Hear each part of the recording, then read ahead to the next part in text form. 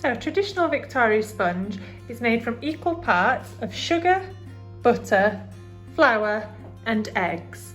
Some people weigh their eggs, but we're just going to use 3. And then we're going to use a tiny little bit of baking powder and vanilla essence. So we're going to do a traditional creaming method of the butter and the sugar. This is going to give us a really light, fluffy mixture. It's going to help the mixture rise. Of course, it will rise because we've got self-raising flour, but this is going to help it a lot more. We're going to use an electric whisk. You can use a hand whisk, or if you've got a mixer, you can use that.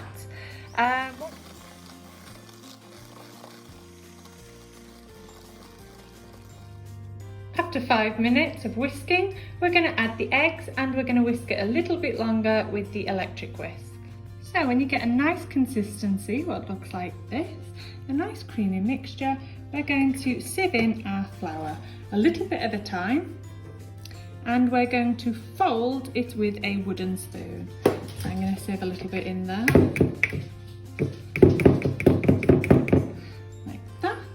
And then with our wooden spoon, we're just going to stir that mixture in. We don't want to beat out all that lovely air, what we've just put in.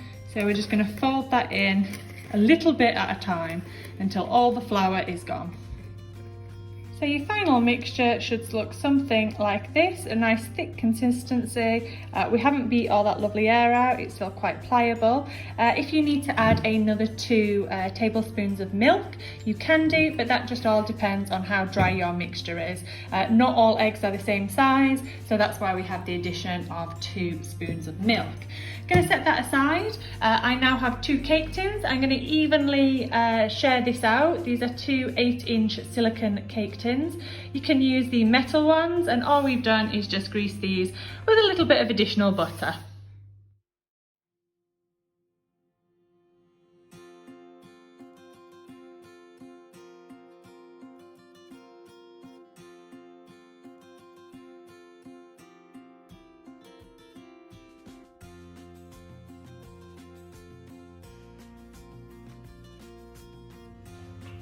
Place in the oven for 15 minutes until golden brown and cooked through. So after 15 minutes, remove out the oven and test with a skewer. We'll put that in. Remember to test both because they've been on different shelves, and make sure that your skewer is clean. So they're ready. We're going to set them aside for 20 minutes, let them fully cool, otherwise it will melt our butter icing we're putting on. So for the filling, I've softened some butter with a wooden spoon and added in the vanilla essence. We're then going to sieve the icing sugar into the bowl before whipping it with the electric whisk. So with your wooden spoon, just crush the butter and the icing sugar together. At first it'll be quite lumpy, but using the back of the spoon, just rub it against the bowl. Don't be tempted to add any more liquid to this, as the butter should do all the work. It will suddenly become a bit more of a creamy mixture, and then when that is fully mixed together, we're going to pipe it. So now you need to decide which of your cakes is going to be the top and the bottom. This one's a little bit flatter on the top, so we're going to use this as the bottom, and then the one with the dome, that will go on the top. So on your bottom layer, I'm just going to pipe the buttercream into some nice little peaks as we go round. This is going to help even out the dome. Squeeze it down.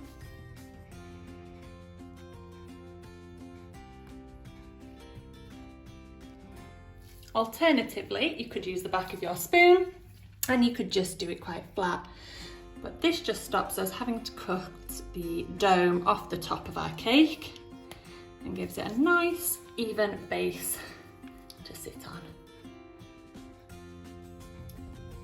When you've piped out all your icing, you can use some strawberries to decorate. This is really traditional of a Victoria sponge. A Victoria sponge obviously gets its name from Queen Victoria. It was said to be one of her favourites when she'd have afternoon tea. And having strawberries is a very traditional English thing. So we're going to just do rows and rows of those going on the inside, and then on the top of our cake we're going to spread some jam. Okay.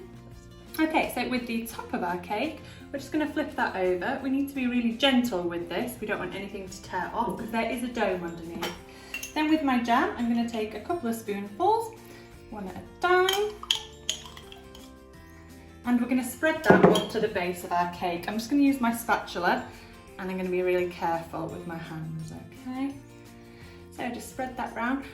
Want to put lots of jam on, so you're not tearing the cake, because we don't want to get crumbs, and it's just going to make it a lot easier to spread. Okay, so spread that to the end.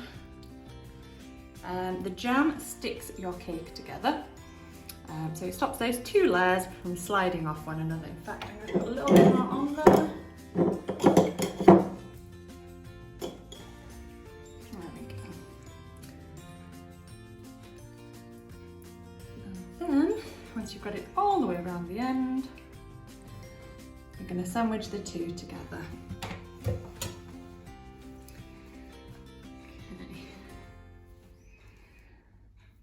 So for our final decoration, you could cut a shape out of paper or use one already. Obviously I've cleaned this and we're going to do a bit of a heart shape.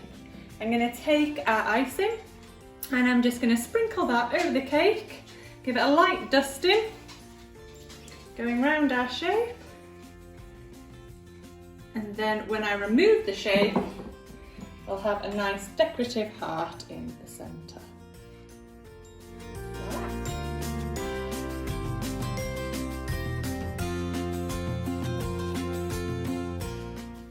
So, a great presentation idea. We've got a slate here. You want a contrasting colour to go against your icing, which of course is white. I've put a fork and a spoon here, and I'm just going to dust it with icing sugar, okay? Make sure you're directly above your spoon and your fork. Okay, and we're just going to give that a sprinkle. Go up and down in a line. And then we're going to remove our fork and our spoon. And add a slice of your Victoria sponge and garnish with a few fresh strawberries, and there you have the beautifully presented Victoria sponge. What do you guys think? Is it a hit?